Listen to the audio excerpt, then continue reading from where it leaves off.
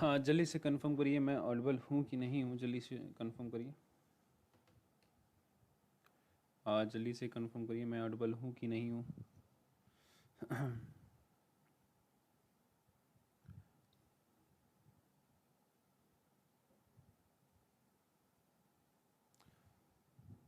Audible हूँ?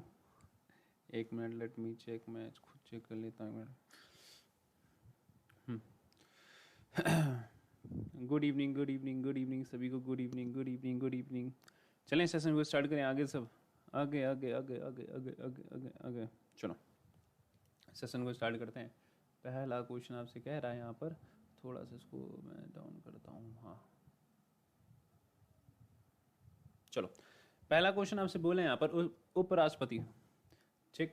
उपराष्ट्रपति जो होते हैं ना, उनके पद के लिए मतलब यहाँ पर आपके जो उम्मीदवार होते हैं उनकी मैक्सिमम एज कितनी होती है? यार यही तो आफत रहती है कि स्टेटस देखेगा नहीं कोई।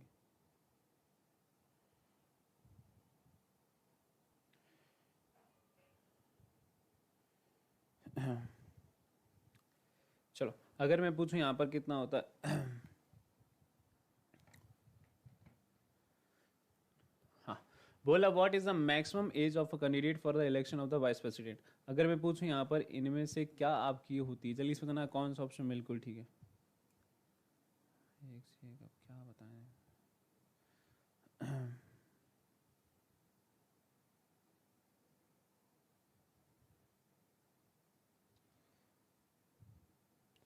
रुकना है, एक मिनट वेट करना।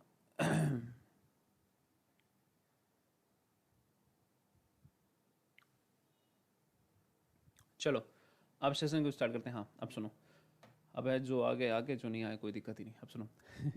अच्छा, अगर मैं पूछूं उपराष्ट्रपति जो होते हैं ना, इनके लिए मिनिमम एज होती है। इनके लिए क्या होती है, वाइस प्रेसिडेंट के लिए क्या होती है आपकी, मिनिमम एज होती है ना। मैक्सिमम एज नहीं होती, मिनिमम एज होती है। और मिनिमम कितनी होती है तो आपको पता है ना, 35 ईयर्स। ठीक, इनके लिए जो मिनिमम एज होती है वो 35 ईयर्स होती है। और अगर मैं पूछूं इनकी एलिजिबिलिटीज़, अगर मैं बात करूं इनकी एलिजिबिलिटीज़ की, तो एलिजिबिलिटीज़ जो होती है ना, वो सबसे पहले बोला जाता है ये भारत के नागरिकों में solve president resident of India. ठीक, उसके अलावा यहाँ पर ये आपके क्या ना, पागल और दीवाने मतलब अनसाउंड माइंड, और यहाँ पर क्या होना, बैंकरप्ट ना हो। तीसरी चीज़ बोला गया कि ये आपका कोई प्रॉफिट का जो पोस्ट है उसको हेड करना रखे हो। और चौथी चीज़ बोला जाता है यहाँ पर, eligible for the Rajya Sabha member, मतलब क्या राज्यसभा का सदस्य बनने योग्य हो, राज्यसभा का सदस्य बनने योग्य हो। ठीक, क्या बनने हो, राज्यसभा का सदस्य बनने योग्य हो। तो ये चीज़ बोला गया वाइस प्रेसिडेंट के लिए। अच्छा, वहीं अगर मैं आपसे बात करूं यहाँ पर जो वाइस प्रेसिडेंट होते हैं, तो आपको पता ना ये क्या होते हैं, आपके एक्स ऑफिसो चेयरमैन होते हैं। क्या होते हैं आपके ये एक्स ऑफिसो चेयरमैन होते हैं। मतलब यहाँ पर इनको हिंदी में मैं बोलूँ तो ये क्या होते हैं, आपके पदेन अधिकारी होते हैं। क्या होते हैं आपके ये पदेन अधिकारी। ठीक, क्या होते हैं पदेन अधिकारी। और ये किसके पदेन अधिकारी होते हैं, तो यहाँ ना राज्यसभा के चेयरमैन होते हैं। इनडायरेक्टली जो आपके देश का उपराष्ट्रपति बनता है वो राज्यसभा का सभापति मतलब चेयरमैन यहाँ पर बन जाता है। Is it clear? इतना आपको क्लियर हो गया होगा आई थिंक। ठीक, वहीं अगर मैं बात करूँ राज्यसभा की, तो राज्यसभा आपको याद रखना है यहाँ पर क्या होता है, राज्यसभा में टोटल आपके 250 लोग हैं, जिसमें आपके 238 होते इलेक्टेड, जिनको आप बोलते हो निर्वाचित होना, जिनको आप हिंदी में बोलते हो निर्वाचित। और जो 12 होते हैं जिनको हिंदी में बोला था मतलब मनोमित, और इंग्लिश में बोला था इनको नॉमिनेटेड। ठीक, ये होते हैं आपके। अच्छा, ये जो 12 होते हैं ना, ये प्रेसिडेंट को मतलब यहाँ पर प्रेसिडेंट इनको नॉमिनेट करता है। कौन करता है? राष्ट्रपति इनको नॉमिनेट करता है। ठीक, सभी को good evening, good evening, good evening. कौन करता है? प्रेसिडेंट यहाँ पर इनको नॉमिनेट कर देता है। इज इट, इतना चीज़ क्लियर है ना। अच्छा, वहीं अगर मैं बात करूँ उपराष्ट्रपति की इलेक्शन में कौन कौन जाता था ना, लोकसभा और राज्यसभा, लोकसभा और राज्यसभा इनके क्या सभी सदस्य। ठीक, क्या सभी सदस्य, लोकसभा राज्यसभा के सभी सदस्य। ठीक, तो यार ना यहाँ पर लोकसभा राज्यसभा के सभी सदस्य आते हैं। ठीक, तो इस चीज़ को आप याद रखोगे, कौन जाते हैं, सभी सदस्य। अगले क्वेश्चन पे आते हैं। आज का यार हमको लग रहा है कुछ चेंज हो गया इसमें। नेक्स्ट क्वेश्चन बोला मुख्यमंत्री की नियुक्ति किसके द्वारा की जाती है। तो यहाँ पर ध्यान से बताना, राष्ट्रपति, प्रधानमंत्री, राज्यपाल या विधानसभा अध्यक्ष, मतलब the president, the chief minister of India, जो the chief minister is appointed by president, prime minister, governor या स्पीकर ऑफ लेजिस्लेटिव असेंबली। ठीक, ध्यान से बताना है क्या होता है। साउंड कम है, रुकना मैं चेक करूँ।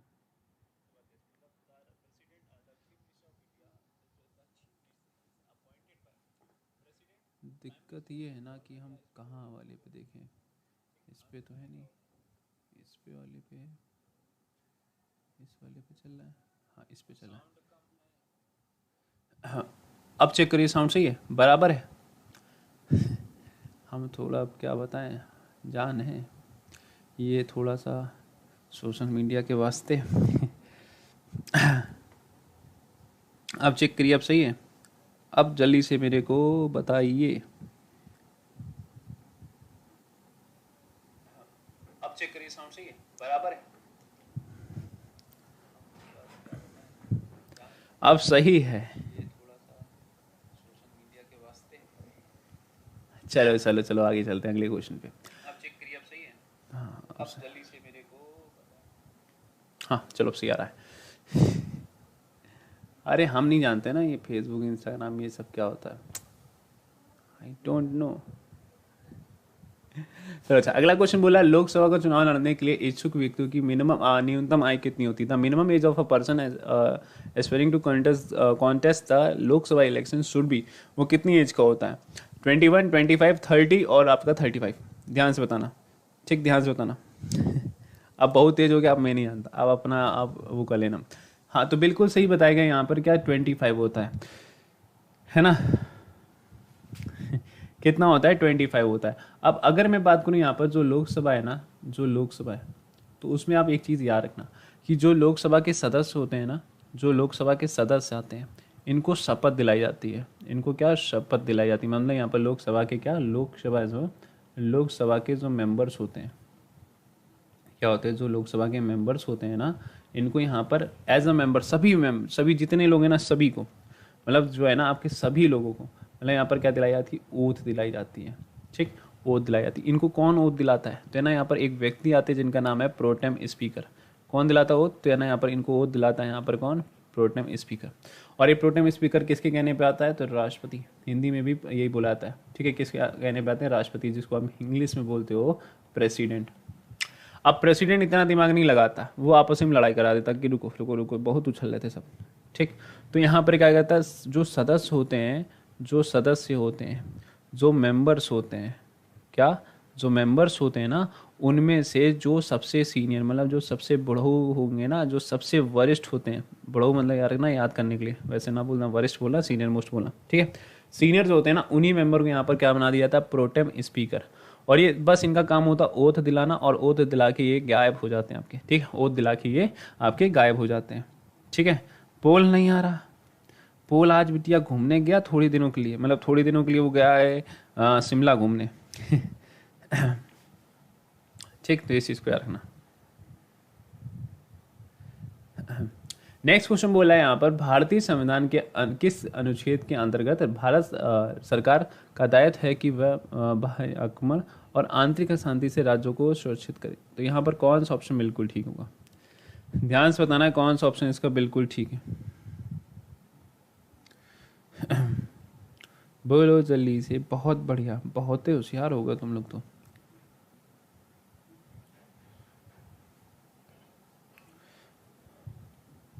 बिल्कुल सही, यहाँ पर तो आपको कुछ सोचना है ही नहीं। सोचना क्यों नहीं है, तो मैं समझा देता हूँ। आर्टिकल 355 करता है, जैसे आपने देखा होगा आपके देश में जो नक्सल, अब तो थोड़ा कम हो गया, नक्सल जो एरिया है वो आपने देखा होगा यहाँ पर, वहाँ पर थोड़ा सा है। जैसे आपने छत्तीसगढ़ का नाम सुना होगा, झारखंड का नाम सुना होगा, बिहार का नाम सुना होगा, ये गया के आगे जाओगे, है ना। आपने महाराष्ट्र का नाम सुना होगा, आपने एमपी का नाम सुना होगा, आपका बालाघाट के इधर साइड, बालाघाट दिंडोरी जो आपका ये पड़ जाता है ना, इंदौर डिवीज़न के जो आपके राज्य पड़ जाते हैं, ज़िले पड़ जाते हैं, जो आपके छत्तीसगढ़ से अपनी बाउंड्री को शेयर करते हैं। ठीक, ये हो गया। उसके अलावा तेलंगाना में है, आंध्र प्रदेश है, उड़ीसा है। उड़ीसा आंध्र प्रदेश में आपने नक्सल नहीं सुना होगा, वहाँ के जो लोकल लोग होंगे उनसे पूछना आप, उनको बोला जाता है लिट्टे। ठीक है, क्या बोला जाता है, लिट्टे। तो ये सब जो प्रॉब्लम है ना, इन सब के लिए आपने देखा होगा सेंट्रल गवर्नमेंट ने अपनी फोर्सेस, मतलब सीएपीएफ में से किसी एक को, मतलब कोई फोर्सेस को यहाँ पर डिप्लॉय कर रखा है। वो किस आर्टिकल 3 ऐसे करता है, वो करता है आर्टिकल 355 के थ्रू ऐसा करता है।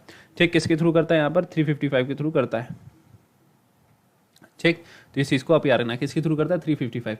अगर वहीं मैं आपसे बात करूं, वहीं आपकी बात करूं यहाँ पर 356 की, तो इसमें क्या मेंशन किया गया, तो आपको पता है ना 356 और ये तीनों आपकी जो है प्रेसिडेंट की किस पावर में आते हैं, इमरजेंसी। प्रेसिडेंट के किस पावर में आते हैं, तो इमरजेंसी पावर में आते हैं, जिसको हिंदी में आप बोलते हो आपातकाल शक्ति।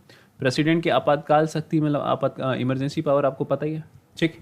तो इसमें जो मेंशन किया गया 356 में स्टेट इमरजेंसी, स्टेट इमरजेंसी, इसमें नेशनल इमरजेंसी, इसमें आपकी आपकी कौन सी फाइनेंशियल इमरजेंसी मेंशन की गई है। ठीक है, तो इस चीज़ को आप याद रखना। लिट्टे श्रीलंका का नहीं, इंडिया ही का है। लोकसभा के महासचिव की नियुक्ति कौन करता? Who appoint the secretary general of Lok Sabha? चलिए इस बताइएगा, who appoint the secretary general of Lok Sabha? ध्यान से बताना। अरे रुकना एक मिनट, ऑप्शन थोड़ा सा गलत है यहाँ पर, लोकसभा स्पीकर कर देना। ठीक, प्रेसिडेंट लिख गया।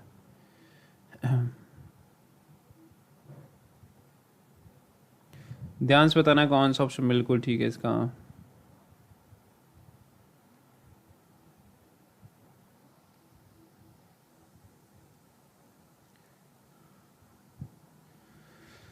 हाँ बिल्कुल सही,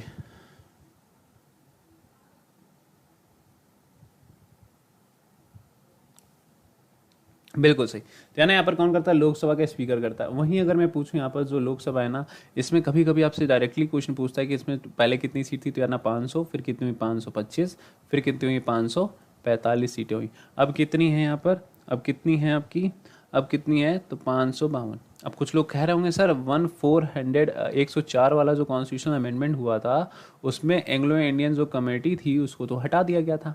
लेकिन आपको पता होगा जब ये आया था संविधान संशोधन, उससे पहले 2019 में इलेक्शन हो चुके थे और नई लोकसभा जो थी वो बन चुकी थी। ये अब हट चुका है, लेकिन ये कब लोकसभा से हटेगा? 2024 में जब दोबारा इलेक्शन होंगे, तब यहाँ पर आपके ये दो व्यक्ति आपको देखने को नहीं मिलेंगे, है ना।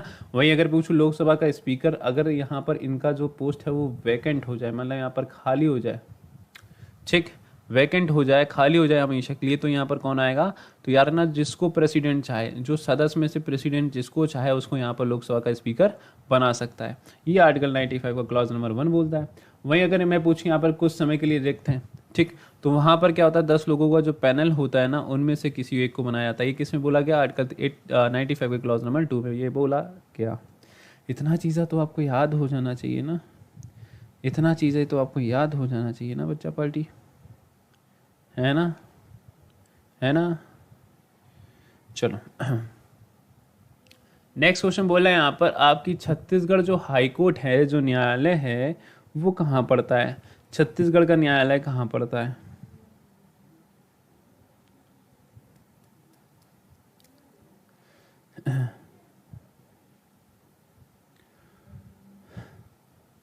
प्रियंका देवी, वो आपका यहाँ पर सीटें फिक्स थी, ये जो एंग्लो इंडियन को ही हटा दिया गया, समझे, समझे प्रियंका देवी। बिल्कुल सही। इसका कहाँ पड़ता है? बिलासपुर में पड़ता है। ये कहाँ पड़ता है? बिलासपुर में। ये कहाँ पड़ता है आपका? बिलासपुर में। अच्छा, अगर मैं बात करूँ हाई कोर्ट की, तो आपको पता है वहीं से याद आता होगा कुछ, तो याद होगा आपको रेगुलेटिंग एक्ट। क्या याद होगा सर? याद है रेगुलेटिंग एक्ट। सर ये क्या कहता है? अरे सुनो तो बच्चा, आगे आगे मत भागो, है ना। होशियार कौआ कहाँ बैठता है, तो कहानी तुमने सुनी होगी या घर पे बताया जाता होगा। सुनो, इसने क्या किया यहाँ पर, थोड़ा सा इसका मतलब पॉइंट पढ़ा देता हूँ। हाँ थोड़ा हो जा। इसने क्या किया? आपके देश में लेके आ गया कलकत्ता। क्या लेके आ गया? कलकत्ता सुप्रीम कोर्ट बना दी। आपके देश में सुप्रीम कोर्ट बनाना इसने स्टार्ट किया कब? 1774 में। अब दिख रहा होगा, ठीक। फिर क्या किया इसने? मद्रास बना दी, मद्रास में सुप्रीम कोर्ट बना दी, ठीक। ये कब बना दी? 1800 में, है ना। अच्छा, उसके अलावा आपने यहाँ पर इसने क्या किया? बॉम्बे बना दिया, बॉम्बे में भी आपकी बना दी। कब बना दी? 1823 में, है ना। कब बना दी? 1823 में। अब होता क्या है यहाँ पर? अब होता ये है कि एक और आपका वो आता है, एक एक्ट आता है, Indian high court act, Indian high court act 1861, 1861, है ना। इसने क्या किया? जितनी भी आपकी हाई कोर्ट थी, सॉरी जितनी भी सुप्रीम कोर्ट थी ना, उनको इसने क्या किया? आपके किस में बदल दिया? यहाँ पर हाई कोर्ट में, ठीक। तो ये जो बॉम्बे, कलकत्ता और आप ये पढ़ते हो, तो इसको यहाँ पर 1862 में इसने क्या कर दिया? आपकी हाई कोर्ट बना दी। कौन सा नियम था? तो यानी भारतीय उच्च न्यायालय, भारतीय उच्च न्यायालय, उच्च न्यायालय अधिनियम 1861, अधिनियम 1861 इसके तहत बना दिया गया, ठीक, तो इस चीज़ को याद रखना। आपके अगर मैं पूछूं फंडामेंटल राइट्स का मतलब हनन होता है तो आर्टिकल 226 के थ्रू आप कहाँ जा सकते हो, हाई कोर्ट जा सकते हो। और इसी एक्ट के थ्रू आपके देश की सबसे बड़ी हाई कोर्ट भी चलती है, कौन सी, इलाहाबाद हाई कोर्ट। तो इस एक्ट के थ्रू टोटल कितनी आपकी वो हो गई हाई कोर्ट, तो ना 4, कितनी, 4 हाई कोर्ट आपके देश में चलती हैं, है ना। चलो, बोला यहाँ पर how long the provisional parliament exist in India. अगर पूछिए कब तक एग्जिस्ट की थी आपके देश में, बताओ, ये आपके देश में कब तक एग्जिस्ट की थी।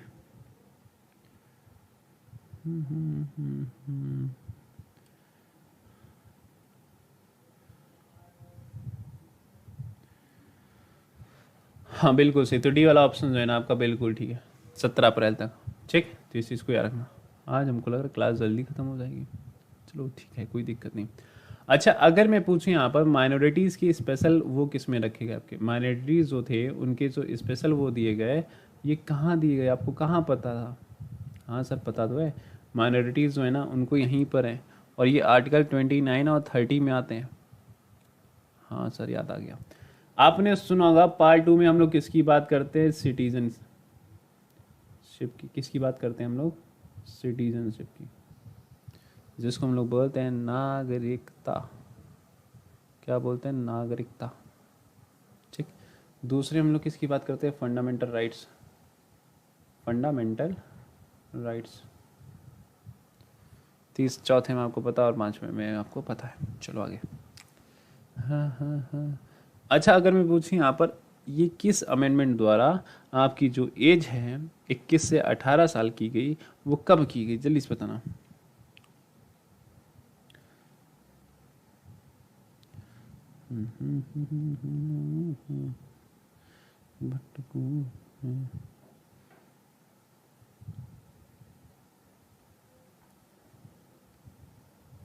बिल्कुल सही, इसका जो ऑप्शन है यहाँ पर सी वाला ऑप्शन जो है ना बिल्कुल ठीक है।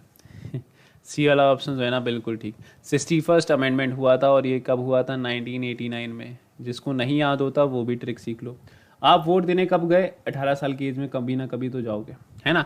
आपने सुना होगा आप लोग वोट देने जब जाते हो है ना, तो आपके घर में जो एज हुई होगी भाई की, मतलब यहाँ पर 18 को 2 इक्वल नंबर में बांटना तो 9 आ जाएगा। आपके घर में जो मतलब भाई, मतलब बड़ा भाई हो या छोटा भाई हो, सबकी एज आगे पीछे वही होगी ना, तो वही 1 9 आगे रख देना, 1 9 पीछे रख देना, वहीं से आपको याद आ जाएगा, है ना। तो ये हुआ था, ये तो भैया इसको मतलब इसके पाप मिटाए थे इसने, तो इस चीज़ को आप याद रखना।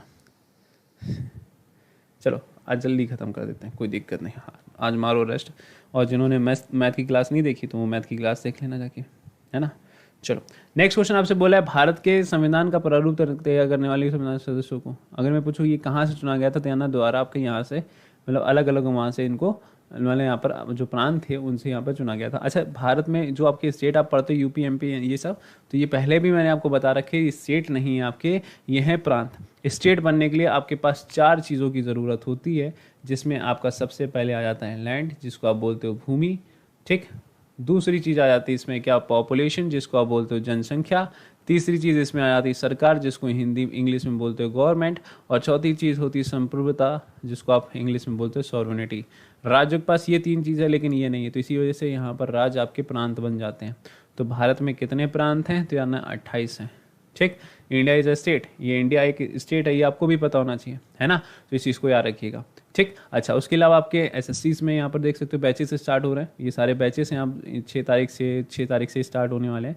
तो आप सब मतलब जो भी एसएससी में वो सब इनरोल कर सकते हैं। और आपको अगर एसएससी का प्लस लेना हो, ठीक है, तो आप एसएससी का भी प्लस ले सकते हैं। जैसे कि यहाँ पर ये आपका आइकॉन, ये है आपका टेस्ट सीरीज, आप स्क्रीनशॉट ले लीजिएगा इसका। और आइकॉनिक फीचर क्या होते हैं, आपकी प्रायोरिटी मतलब प्राथमिकता सबसे पहले आपको दी जाएगी लाइव क्लास में, और आपकी डाउट सॉल्विंग उसमें, ठीक है। अच्छा, उसके अलावा आपके पास रेज हैंड का ऑप्शन भी है। और उसके अलावा आप अनअकैडमी पे प्लस सब्सक्रिप्शन आप किसी भी कैटेगरी का लेना चाहते हो, तो मैंने आपको पहले भी बोला है, अभी भी बोल रहा हूँ, एक कोड आपको यूज़ करना है, कौन सा, स्टूडेंट 10। ठीक, कौन सा कोड आपको यूज़ करना है, स्टूडेंट 10 कोड यूज़ करना है, ठीक है। तो आप यहाँ पर सब्सक्रिप्शन ले सकते हो। ठीक, सेम कोड आपको, चाहे आप आइकॉनिक लें चाहे आप प्लस लें, तो सब में आपको यहाँ पर एक ही कोड यूज़ करना है, कौन सा, स्टूडेंट 10। ठीक है, तो इस चीज़ को आप याद रखिएगा। और चैनल में पहली बार आए तो चैनल को लाइक शेयर और सब्सक्राइब ज़रूर करिएगा, ठीक है।